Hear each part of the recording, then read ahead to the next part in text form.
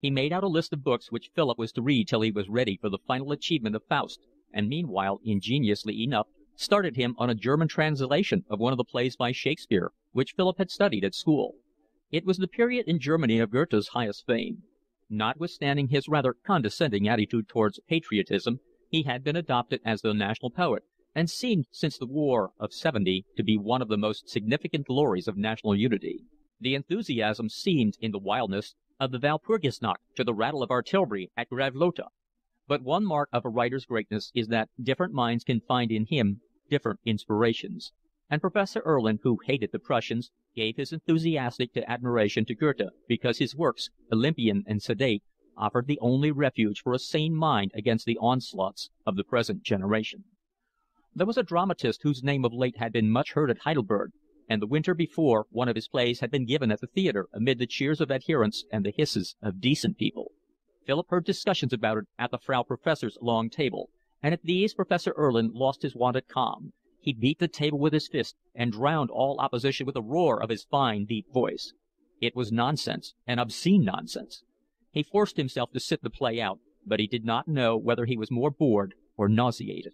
If that was what the theatre was coming to, then it was high time the police stepped in and closed the playhouses. He was no prude, and could laugh as well as anyone at the witty immorality of a farce at the Palais Royal, but here was nothing but filth. With an emphatic gesture he held his nose and whistled through his teeth. It was the ruin of the family, the uprooting of morals, the destruction of Germany. "Aber Adolf," said the Frau Professor from the other end of the table, "calm yourself." He shook his fist at her. He was the mildest of creatures and ventured upon no action of his life without consulting her. "No, Helen, I tell you this," he shouted. "I would sooner my daughters were lying dead at my feet than see them listening to the garbage of that shameless fellow." The play was The Doll's House, and the author was Henrik Ibsen. Professor Erlin classed him with Richard Wagner, but of him he spoke not with anger, but with good-humoured laughter. He was a charlatan, but a successful charlatan, and in that was always something for the comic spirit to rejoice in. "Verrückter Kerl," a madman, he said. He had seen Lohengrin, and that passed muster. It was dull, but no worse. But Siegfried! When he mentioned it, Professor Erlin leaned his head on his hand and bellowed with laughter. Not a melody in it from beginning to end. He could imagine Richard Wagner sitting in his box and laughing till his sides ached at the sight of all the people who were taking it seriously. It was the greatest hoax of the 19th century. He lifted his glass of beer to his lips, threw back his head, and drank till the glass was empty. Then, wiping his mouth with the back of his hand, he said, "I tell you, young people, that before the 19th century is out, Wagner will be as dead as mutton. Wagner! I would give all his works for one opera by Donizetti." End of chapter 24. Chapter 25. The oddest of Philip's masters was his teacher of French. Monsieur Ducrot was a citizen of Geneva. He was a tall old man with a sallow skin and hollow cheeks. His grey hair was thin and long. He wore shabby black clothes, with holes at the elbows of his coat and frayed trousers. His linen was very dirty. Philip had never seen him in a clean collar. He was a man of few words, who gave his lesson conscientiously but without enthusiasm, arriving as the clock struck and leaving on the minute. His charges were very small. He was taciturn, and what Philip learnt about him he learnt from others. It appeared that he had fought with Garibaldi against the Pope, but had left Italy in disgust when it was clear that all his efforts for freedom, by which he meant the establishment of a republic, tended to no more than an exchange of yokes. He had been expelled from Geneva, for it was not known what political offences. Philip looked upon him with puzzled surprise, for he was very unlike his idea of the revolutionary. He spoke in a low voice and was extraordinarily polite. He never sat down till he was asked to, and when on rare occasions he met Philip in the street, took off his hat with an elaborate gesture. He never laughed. He never even smiled. A more complete imagination than Philip's might have pictured of youth of splendid hope, for he must have been entering upon manhood in 1848 when kings, remembering their brother of France, went about with an uneasy crick in their necks, and perhaps that passion for liberty which passed through Europe, sweeping before it what of absolutism and tyranny had reared its head during the reaction from the Revolution of 1789, filled no breast with a hotter fire. One might fancy him, passionate with theories of human equality and human rights, discussing, arguing, fighting behind barricades in Paris, flying before the Austrian cavalry in Milan, imprisoned here, exiled from there, hoping on and upborne ever with the word which seemed so magical, the word liberty.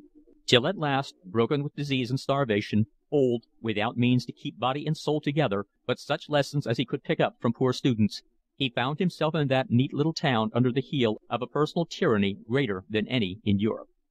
Perhaps his taciturnity hid a contempt for the human race which had abandoned the great dreams of his youth and now wallowed in sluggish ease. Or perhaps these 30 years of revolution had taught him that men are unfit for liberty, and he thought that he had spent his life in the pursuit of that which was not worth the finding. Or maybe he was tired out and waited only with indifference for the release of death. One day Philip, with the bluntness of his age, asked him if it was true he had been with Garibaldi. The old man did not seem to attach any importance to the question. He answered quite quietly, in as low a voice as usual, "Oui, monsieur." "They say you were in the Commune." "Do they? Shall we get on with our work?" He held the book open, and Philip, intimidated, began to translate the passage he had prepared. One day Monsieur Ducrot seemed to be in great pain. He had been scarcely able to drag himself up the many stairs to Philip's room, and when he arrived he sat down heavily, his sallow face drawn, with beads of sweat on his forehead, trying to recover himself. "I'm afraid you're ill," said Philip. "It's of no consequence." But Philip saw that he was suffering, and at the end of the hour asked whether he would not prefer to give no more lessons till he was better. "No," said the old man in his even low voice. "I prefer to go on while I am able." Philip, morbidly nervous when he had to make any reference to money, reddened. "But it won't make any difference to you," he said. "I'll pay you for the lessons just the same. If you wouldn't mind, I'd like to give you the money for next week in advance." Monsieur Ducrot charged 18 pence an hour. Philip took a 10-mark piece out of his pocket and shyly put it on the table. He could not bring himself to offer it as if the old man were a beggar. "In that case I think I won't come again till I'm better." He took the coin, and without anything more than an elaborate bow with which he always took his leave, went out. "Bonjour, monsieur." Philip was vaguely disappointed. Thinking he had done a generous thing, he had expected that Monsieur Ducrot would overwhelm him with expressions of gratitude. He was taken aback to find that the old teacher accepted the present as though it were his due. He was so young he did not realize how much less is the sense of obligation in those who receive favors than in those who grant them. Monsieur Ducrot appeared again 5 or 6 days later. He tottered a little more and was very weak, but seemed to have overcome the severity of the attack. He was no more communicative than he had been before. He remained mysterious, aloof, and dirty. He made no reference to his illness till after the lesson, and then, just as he was leaving, at the door, which he held open, he paused. He hesitated, as though to speak were difficult. "If it hadn't been for the money you gave me, I should have starved. It was all I had to live on." He made his solemn, obsequious bow, and went out. Philip felt a little lump in his throat. He seemed to realize in a fashion the hopeless bitterness of the old man's struggle, and how hard life was for him when to himself it was so pleasant. Chapter 26. Philip had spent 3 months in Heidelberg when one morning the Frau Professor told him that an Englishman named Hayward was coming to stay in the house, and the same evening at supper he saw a new face. For some days the family had lived in a state of excitement. First, as the result of heaven knows what scheming, by dint of humble prayers and veiled threats, the parents of the young Englishman to whom Fraulein Thekla was engaged had invited her to visit them in England, and she had set off with an album of water-colors to show how accomplished she was, and a bundle of letters to prove how deeply the young man had compromised himself. A week later Fraulein Hedwig, with radiant smiles, announced that the lieutenant of her affections was coming to Heidelberg with his father and mother. Exhausted by the importunity of their son, and touched by the dowry which Fraulein Hedwig's father offered, the lieutenant's parents had consented to pass through Heidelberg to make the young woman's acquaintance. The interview was satisfactory, and Fraulein Hedwig had the satisfaction of showing her lover in the Stadtgarten to the whole of Frau Professor Erlin's household. The silent old ladies who sat at the top of the table near the Frau Professor were in a flutter, and when Fraulein Hedwig said she was to go home at once for the formal engagement to take place, the Frau Professor, regardless of expense, said she would give a Maibola. Professor Erlin prided himself on his skill in preparing this mild intoxicant, and after supper the large bowl of hock and soda, with scented herbs floating in it and wild strawberries, was placed with solemnity on the round table in the drawing-room. Fraulein Anna teased Philip about the departure of his lady love, and he felt very uncomfortable and rather melancholy. Fraulein Hedwig sang several songs, Fraulein Anna played the wedding march, and the professor sang Die Wacht am Rhein. Amid all this jollification Philip paid little attention to the new arrival. They had sat opposite one another at supper, but Philip was chattering busily with Fraulein Hedwig, and the stranger, knowing no German, had eaten his food in silence. Philip, observing that he wore a pale blue tie, had on that account taken a sudden dislike to him. He was a man of 26, very fair, with long wavy hair through which he passed his hand frequently with a careless gesture. His eyes were large and blue, but the blue was very pale, and they looked rather tired already. He was clean-shaven, and his mouth, notwithstanding its thin lips, was well-shaped. Fraulein Anna took an interest in physiognomy, and she made Philip notice afterwards how finely shaped was his head and how weak was the lower part of his face. The head, she remarked, was the head of a thinker, but the jaw lacked character. Fraulein Anna, foredoomed to a spinster's life, with her high cheekbones and large misshapen nose, laid great stress upon character. While they talked of him, he stood a little apart from the others, watching the noisy party with a good-humoured but faintly supercilious expression. He was tall and slim. He held himself with a deliberate grace. Weeks, one of the American students, seeing him alone, went up and began to talk to him. The pair were oddly contrasted, the American very neat in his black coat and pepper and salt trousers, thin and dried up, with something of ecclesiastical unction already in his manner, and the Englishman in his loose tweed suit, large-limbed and slow of gesture. Philip did not speak to the newcomer till next day. They found themselves alone on the balcony of the drawing-room before dinner. Hayward addressed him. "You're English, aren't you?" "Yes." "Is the food always as bad as it was last night?" "It's always about the same." "Beastly, isn't it?" "Beastly." Philip had found nothing wrong with the food at all, and in fact had eaten it in large quantities with appetite and enjoyment, but he did not want to show himself a person of so little discrimination as to think dinner good which another thought execrable. Fraulein Thekla's visit to England made it necessary for her sister to do more in the house, and she could not often spare the time for long walks. And Fraulein Cacilie, with her long plait of fair hair and her little snub-nosed face, had of late shown a certain disinclination for society. Fraulein Hedwig was gone, and Weeks, the American who generally accompanied them on their rambles, had set out for a tour of South Germany. Philip was left a good deal to himself. Hayward sought his acquaintance, but Philip had an unfortunate trait. From shyness or from some atavistic inheritance of the cave-dweller, he always disliked people on first acquaintance, and it was not till he became used to them that he got over his first impression. It made him difficult of access. He received Hayward's advances very shyly, and when Hayward asked him one day to go for a walk, he accepted only because he could not think of a civil excuse. He made his usual apology, angry with himself for the flushing cheeks he could not control, and trying to carry it off with a laugh. "I'm afraid I can't walk very fast." "Good heavens! I don't walk for a wager. I prefer to stroll." "Don't you remember the chapter in Marius when Pater talks of the gentle exercise of walking as the best incentive to conversation?" Philip was a good listener. Though he often thought of clever things to say, it was seldom till after the opportunity to say them had passed. But Hayward was communicative. Anyone more experienced than Philip might have thought he liked to hear himself talk. His supercilious attitude impressed Philip. He could not help admiring and yet being awed by a man who faintly despised so many things which Philip had looked upon as almost sacred. He cast down the fetish of exercise, damning with the contemptuous word pot hunters all those who devoted themselves to its various forms, and Philip did not realize that he was merely putting up in its stead the other fetish of culture. They wandered up to the castle and sat on the terrace that overlooked the town. It nestled in the valley along the pleasant Neckar with a comfortable friendliness. The smoke from the chimneys hung over it, a pale blue haze, and the tall roofs, the spires of the churches, gave it a pleasantly medieval air. There was a homeliness in it which warmed the heart. Hayward talked of Richard Feverel and Madame Bovary, of Verlaine, Dante, and Matthew Arnold.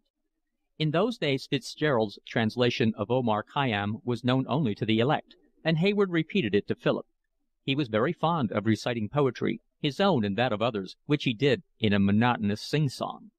By the time they reached home, Philip's distrust of Hayward was changed to enthusiastic admiration. They made a practice of walking together every afternoon, and Philip learned presently something of Hayward's circumstances. He was the son of a country judge on whose death some time before he had inherited 300 a year. His record at Charterhouse was so brilliant that when he went to Cambridge, the master of Trinity Hall went out of his way to express his satisfaction that he was going to that college. He prepared himself for a distinguished career. He moved in the most intellectual circles. He read Browning with enthusiasm and turned up his well-shaped nose at Tennyson. He knew all the details of Shelley's treatment of Harriet. He dabbled in the history of art. On the walls of his room were reproductions of pictures by G. F. Watts, Burne-Jones, and Botticelli. and he wrote not without distinction verses of a pessimistic character. His friends told one another that he was a man of excellent gifts, and he listened to them willingly when they prophesied his future eminence. In course of time he became an authority on art and literature. He came under the influence of Newman's Apologia. The picturesqueness of the Roman Catholic faith appealed to his aesthetic sensibility, and it was only the fear of his father's wrath, a plain, blunt man of narrow ideas who read Macaulay, which prevented him from going over. When he only got a pass degree his friends were astonished, but he shrugged his shoulders and delicately insinuated that he was not the dupe of examiners. He made one feel that a first class was ever so slightly vulgar. He described one of the vivas with tolerant humor. Some fellow in an outrageous collar was asking him questions in logic. It was infinitely tedious, and suddenly he noticed that he wore elastic-sided boots. It was grotesque and ridiculous. So he withdrew his mind and thought of the Gothic beauty of the chapel at King's. But he had spent some delightful days at Cambridge. He had given better dinners than anyone he knew, and the conversation in his rooms had often been memorable. He quoted to Philip the exquisite epigram, "They told me, Herculitus, they told me you were dead." And now, when he related again the picturesque little anecdote about the examiner and his boots, he laughed. Of course it was folly, he said, but it was a folly in which there was something fine. Philip, with a little thrill, thought it magnificent. Then Hayward went to London to read for the bar. He had charming rooms in Clement's Inn with panelled walls, and he tried to make them look like his old rooms at the Hall. He had ambitions that were vaguely political. He described himself as a Whig, and he was put up for a club which was of liberal but gentlemanly flavour.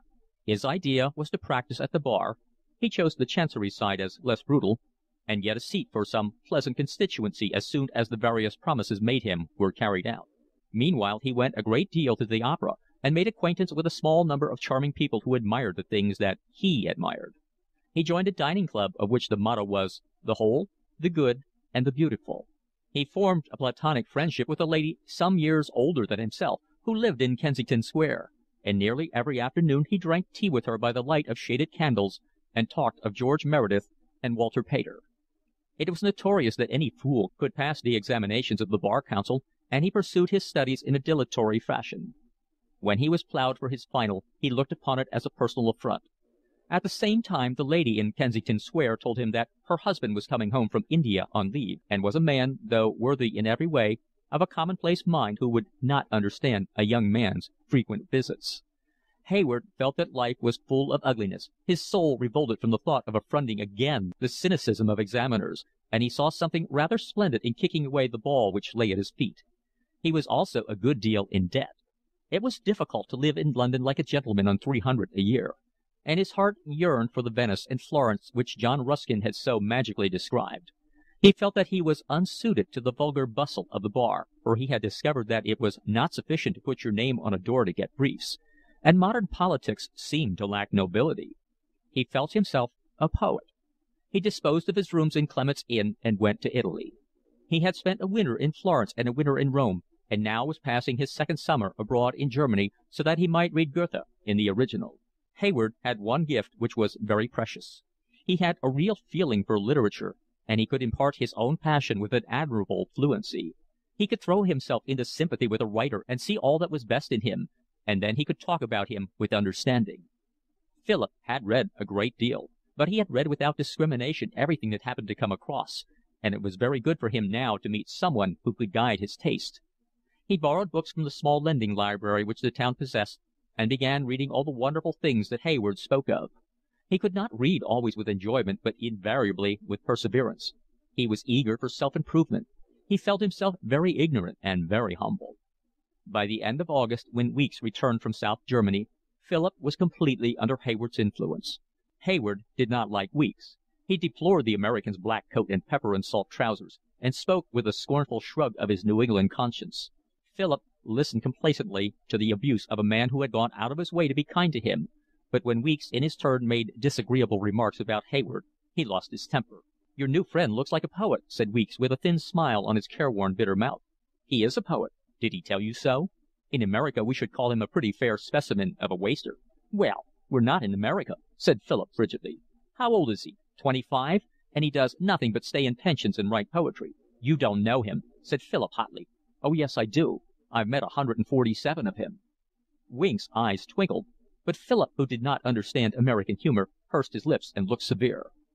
Weeks to Philip seemed a man of middle age, but he was in point of fact little more than 30. He had a long, thin body and the scholar's stoop. His head was large and ugly. He had pale, scanty hair and an earthy skin. His thin mouth and thin, long nose and the great protuberance of his frontal bones gave him an uncouth look. He was cold and precise in his manner, a bloodless man without passion. But he had a curious vein of frivolity which disconcerted the serious-minded among whom his instincts naturally threw him. He was studying theology in Heidelberg, but the other theological students of his own nationality looked upon him with suspicion. He was very unorthodox, which frightened them, and his freakish humor excited their disapproval. "How can you have known 147 of him?" said Philip seriously. "I've met him in the Latin Quarter in Paris, and I met him in pensions in Berlin and Munich. He lives in small hotels in Perugia and Assisi. He stands by the dozen before the Botticellis in Florence, and he sits on all the benches of the Sistine Chapel in Rome. In Italy he drinks a little too much wine, and in Germany he drinks a great deal too much beer. He always admires the right thing, whatever the right thing is, and one of these days he's going to write a great work. Think of it. There are 147 great works reposing in the bosoms of 147 great men, and the tragic thing is that not one of those 147 great works will ever be written. And yet the world goes on." Weeks spoke seriously, but his gray eyes twinkled a little at the end of his long speech, and Philip flushed when he saw that the American was making fun of him. "You do talk rot," he said crossly. Chapter 26. Chapter 27. Weeks had 2 little rooms at the back of Frau Erlin's house, and one of them, arranged as a parlor, was comfortable enough for him to invite people to sit in. After supper, urged perhaps by the impish humor which was the despair of his friends in Cambridge, Mass., he often asked Philip and Hayward to come in for a chat. He received them with elaborate courtesy and insisted on their sitting in the only 2 comfortable chairs in the room. Though he did not drink himself, with a politeness of which Philip recognized the irony, he put a couple of bottles of beer at Hayward's elbow, and he insisted on lighting matches whenever in the heat of argument Hayward's pipe went out. At the beginning of their acquaintance, Hayward, as a member of so celebrated a university, had adopted a patronizing attitude towards Weeks, who was a graduate of Harvard. And when by chance the conversation turned upon the Greek tragedians, a subject upon which Hayward felt he spoke with authority, he had assumed the air that it was his part to give information rather than to exchange ideas. Weeks had listened politely, with smiling modesty, till Hayward finished. Then he asked 1 or 2 insidious questions, so innocent in appearance that Hayward, not seeing into what a quandary they led him, answered blandly. Weeks made a courteous objection, then a correction of fact, after that a quotation from some little-known Latin commentator, then a reference to a German authority, and the fact was disclosed that he was a scholar.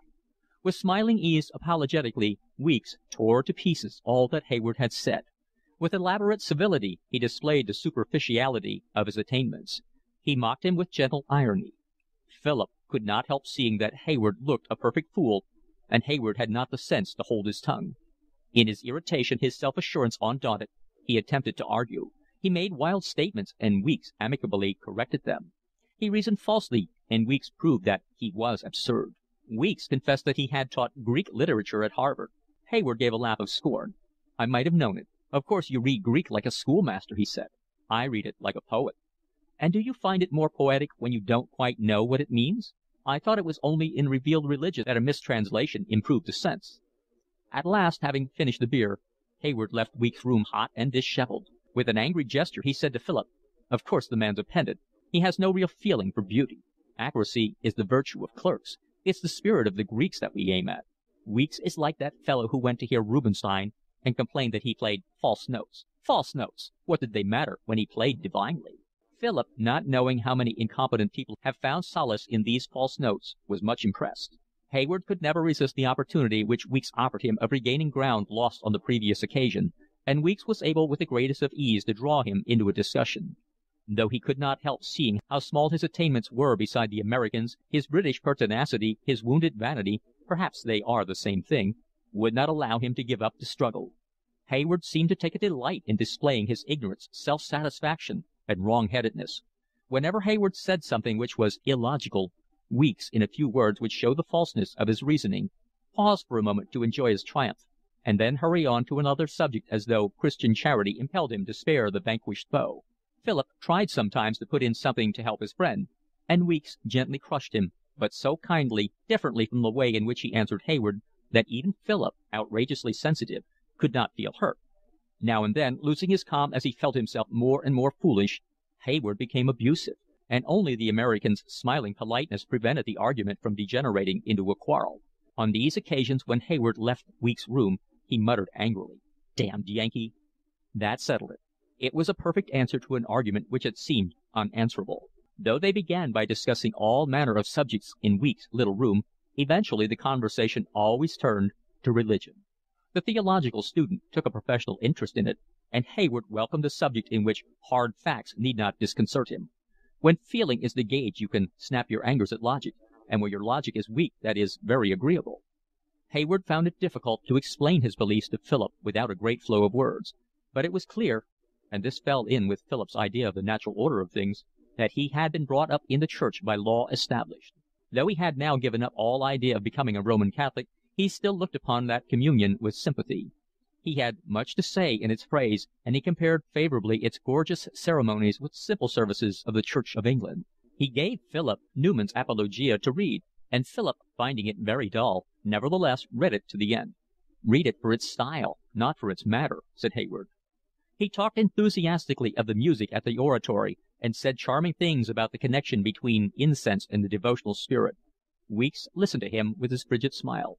"You think it proves the truth of Roman Catholicism that John Henry Newman wrote good English, and that Cardinal Manning has a picturesque appearance?" Hayward hinted that he had gone through much trouble with his soul. For a year he had swum in a sea of darkness. He passed his fingers through his fair waving hair, and told him that he would not for £500 endure again those agonies of mind. Fortunately, he had reached calm waters at last. "But what do you believe?" asked Philip, who was never satisfied with vague statements. "I believe in the whole, the good and the beautiful." Hayward, with his loose large limbs and the fine carriage of his head, looked very handsome when he said this, and he said it with an air. "Is that how you would describe your religion in a census paper?" asked Weeks in mild tones. "I hate the rigid definition. It's so ugly, so obvious. If you like, I will say that I believe in the Church of the Duke of Wellington and Mr. Gladstone." "That's the Church of England," said Philip.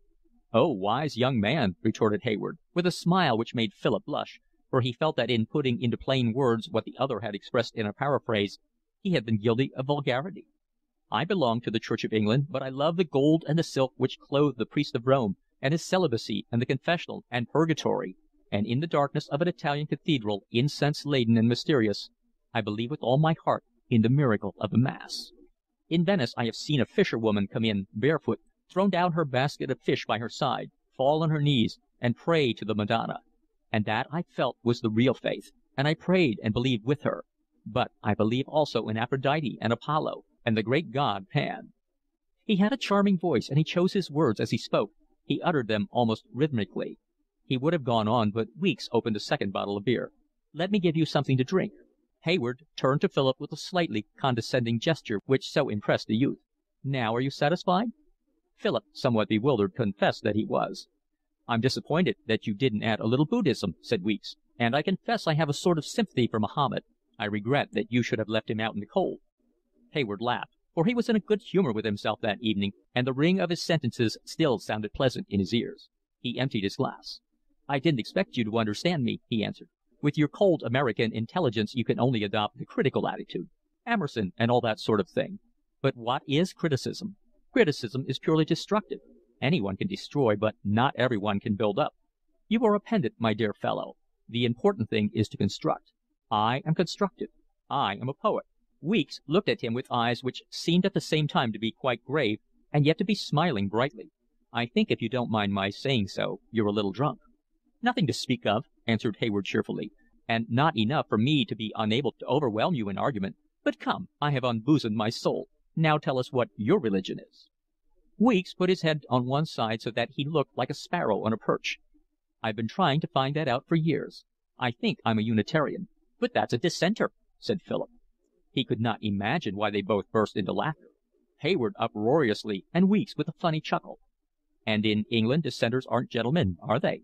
asked Weeks. "Well, if you ask me point blank, they're not," replied Philip rather crossly. He hated being laughed at, and they laughed again. "And will you tell me what a gentleman is?" asked Weeks.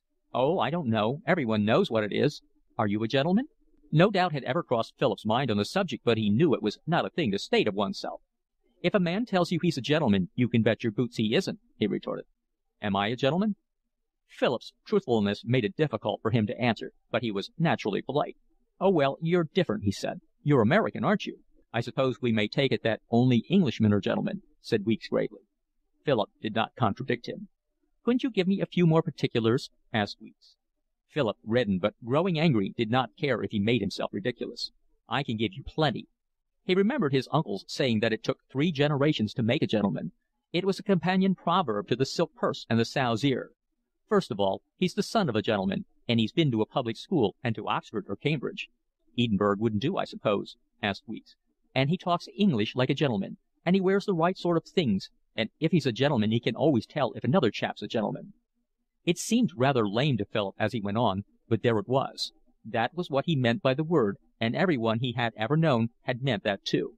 "It is evident to me that I am not a gentleman," said Weeks. "I don't see why you should have been so surprised because I was a dissenter." "I don't quite know what a Unitarian is," said Philip. Weeks, in his odd way, again put his head on one side. You almost expected him to twitter. "A Unitarian very earnestly disbelieves in almost everything that anybody else believes, and he has a very lively sustaining faith in he doesn't know what." "I don't see why you should make fun of me," said Philip. "I really want to know." "My dear friend, I'm not making fun of you. I have arrived at that definition after years of great labor and the most anxious, nerve-racking study." When Philip and Hayward got up to go, Weeks handed Philip a little book in a paper cover. "I suppose you can read French pretty well by now. I wonder if this would amuse you." Philip thanked him, and, taking the book, looked at the title. It was Renan's VideoBook. Chapter 27. Chapter 28. It occurred neither to Hayward nor to Weeks that the conversations which helped them to pass an idle evening were being turned over afterwards in Philip's active brain. It had never struck him before that religion was a matter upon which discussion was possible. To him it meant the Church of England, and not to believe in its tenets were a sign of wilfulness which could not fail of punishment here or hereafter. There was some doubt in his mind about the chastisement of unbelievers. It was possible that a merciful judge, reserving the flames of hell for the heathen, Mohammedans, Buddhists, and the rest, would spare dissenters and Roman Catholics, though at the cost of how much humiliation when they were made to realize their error. And it was also possible that he would be pitiful to those who had had no chance of learning the truth. This was reasonable enough, though such were the activities of the missionary society, there could not be many in this condition. But if the chance had been theirs and they had neglected it, in which category were obviously Roman Catholics and dissenters, the punishment was sure and merited. It was clear that the miscreant was in a parlous state. Perhaps Philip had not been taught it in so many words, but certainly the impression had been given him that only members of the Church of England had any real hope of eternal happiness. One of the things that Philip had heard definitely stated was that the unbeliever was a wicked and vicious man. But Weeks, though he believed in hardly anything that Philip believed, led a life of Christian purity. Philip had received little kindness in his life, and he was touched by the American's desire to help him. Once, when a cold kept him in bed for 3 days, Weeks nursed him like a mother. There was neither vice nor wickedness in him, but only sincerity and loving kindness. It was evidently possible to be virtuous and unbelieving. Also, Philip had been given to understand that people adhered to other faiths only from obstinacy or self-interest. In their hearts they knew they were false. They deliberately sought to deceive others. Now, for the sake of his German, he had been accustomed on Sunday mornings to attend the Lutheran service, but when Hayward arrived, he began instead to go with him to Mass. He noticed that, whereas the Protestant church was nearly empty and the congregation had a listless air, the Jesuit, on the other hand, was crowded, and the worshippers seemed to pray with all their hearts. They had not the look of hypocrites. He was surprised at the contrast, for he knew of course that the Lutherans, whose faith was closer to that of the Church of England, on that account were nearer the truth than the Roman Catholics. Most of the men, it was largely a masculine congregation, were South Germans, and he could not help saying to himself that if he had been born in South Germany he would certainly have been a Roman Catholic. He might just as well have been born in a Roman Catholic country as in England, and in England as well in a Wesleyan, Baptist, or Methodist family as in one that fortunately belonged to the church by law established. He was a little breathless at the danger he had run.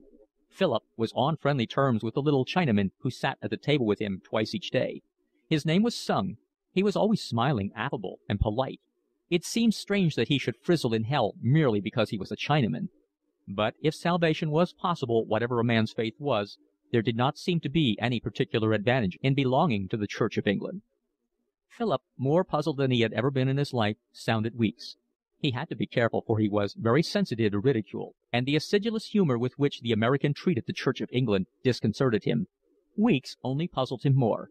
He made Philip acknowledge that those South Germans whom he saw in the Jesuit church were every bit as firmly convinced of the truth of Roman Catholicism as he was of that of the Church of England, and from that he led him to admit that the Mohammedan and the Buddhist were convinced also of the truth of their respective religions. It looked as though knowing that you were right meant nothing. They all knew they were right. Weeks had no intention of undermining the boy's faith, but he was deeply interested in religion and found it an absorbing topic of conversation. He had described his own views accurately when he said that he very earnestly disbelieved in almost everything that other people believed. Once Philip asked him a question, which he had heard his uncle put when the conversation at the vicarage had fallen upon some mildly rationalistic work which was then exciting discussion in the newspapers. "But why should you be right and all those fellows like St. Anselm and St. Augustine be wrong? You mean that they were very clever and learned men, while you have grave doubts whether I am either?" asked Weeks. "Yes," answered Philip uncertainly, for put in that way his question seemed impertinent. "St. Augustine believed that the earth was flat and that the sun turned round it." "I don't know what that proves." "Why, it proves that you believe with your generation. Your saints lived in an age of faith, when it was practically impossible to disbelieve what to us is positively incredible." "Then how do you know that we have the truth now?" "I don't." Philip thought this over for a moment. Then he said, "I don't see why the things we believe absolutely now shouldn't be just as wrong as what they believed in the past." "Neither do I." "Then how can you believe anything at all?" "I don't know." Phillips asked Weeks what he thought of Hayward's religion. "Men have always formed gods in their own image," said Weeks. "He believes in the picturesque." Philip paused for a little while. Then he said, "I don't see why one should believe in God at all." The words were no sooner out of his mouth than he realized that he had ceased to do so. It took his breath away like a plunge into cold water. He looked at Weeks with startled eyes. Suddenly he felt afraid. He left Weeks as quickly as he could. He wanted to be alone. It was the most startling experience that he had ever had. He tried to think it all out. It was very exciting, since his whole life seemed concerned. He thought his decision on this matter must profoundly affect its course, and a mistake might lead to eternal damnation. But the more he reflected, the more convinced he was. And though during the next few weeks he read books, aids to skepticism, with eager interest, it was only to confirm him in what he felt instinctively. The fact was that he had ceased to believe, not for this reason or the other, but because he had not the religious temperament. Faith had been forced upon him from the outside. It was a matter of environment and example. A new environment and a new example gave him the opportunity to find himself. He put off the faith of his childhood, quite simply, like a cloak that he no longer needed. At first, life seemed strange and lonely without the belief which, though he never realized it, had been an unfailing support. He felt like a man who has leaned on a stick and finds himself forced suddenly to walk without assistance. It really seemed as though the days were colder and the nights more solitary. But he was upheld by the excitement. It seemed to make life a more thrilling adventure. And in a little while the stick which he had thrown aside, the cloak which had fallen from his shoulders, seemed an intolerable burden of which he had been eased. The religious exercises which for so many years had been forced upon him were part and parcel of religion to him. He thought of the collects and epistles which he had been made to learn by heart, and the long services at the cathedral through which he had sat when every limb itched with the desire for movement. And he remembered those walks at night through muddy roads to the parish church at Blackstable, and the coldness of that bleak building. He sat with his feet like ice, his fingers numb and heavy, and all around was the sickly odour of pomatum. Oh, he had been so bored. His heart leaped when he saw he was free from all that. He was surprised at himself because he ceased to believe so easily, and not knowing that he felt as he did on account of the subtle workings of his inmost nature, he ascribed the certainty he had reached to his own cleverness. He was unduly pleased with himself. With youth's lack of sympathy for an attitude other than its own, he despised not a little Weeks and Hayward because they were content with the vague emotion which they called God, and would not take the further step which to himself seemed so obvious. One day he went alone up a certain hill, so that he might see a view which, he knew not why, filled him always with wild exhilaration. It was autumn now, but often the days were cloudless still, and then the sky seemed to glow with a more splendid light. It was as though nature consciously sought to put a fuller vehemence into the remaining days of fair weather. He looked down upon the plain, aquiver with the sun, stretching vastly before him. In the distance were the roofs of Mannheim, and ever so far away the dimness of Worms. Here and there a more piercing glitter was the Rhine. The tremendous spaciousness of it was glowing with rich gold. Philip, as he stood there, his heart beating with sheer joy, thought how the tempter had stood with Jesus on a high mountain and shown him the kingdoms of the earth. To Philip, intoxicated with the beauty of the scene, it seemed that it was the whole world which was spread before him, and he was eager to step down and enjoy it. He was free from degrading fears and free from prejudice. He could go his way without the intolerable dread of hell fire. Suddenly he realized that he had lost also that burden of responsibility which made every action of his life a matter of urgent consequence. He could breathe more freely in a lighter air. He was responsible only to himself for the things he did. Freedom! He was his own master at last. From old habit, unconsciously, he thanked God that he no longer believed in him.